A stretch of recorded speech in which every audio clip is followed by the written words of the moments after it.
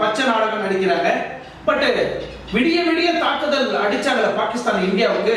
இந்தியாவுல எந்தெந்த இடம்லாம் சேதம் ஆயிருக்கு நீங்க பாத்தீங்கன்னா, எத்தனை ஆயிரம் பேர் இறந்து போயிருக்கிறாங்க நீங்க பாத்தீங்கன்னா, ஜம்மு அண்ட் காஷ்மீர்ல ஒரு வீட்டுல சோஃபாவில பாருங்க, அந்த வீட்டுக்கு கார்னர்ல ஒரு லேம்ப் இருந்தது, லைட் லேம்ப். அந்த லைட் லேம்ப் நீங்க எல்லாருமே பாருங்க, இந்த சோஃபா லைட் லேம்ப் டீப்பா எல்லாம் இருக்கு இல்லையா, அங்க இருந்த அந்த மூலையில இருந்த அந்த லைட் லேம்பை இந்த சோஃபாவுக்கு சென்டர்ல எடுத்துன்னு வந்து போட்டுட்டு போயிருக்கிறாங்க இந்த பாகிஸ்தான்.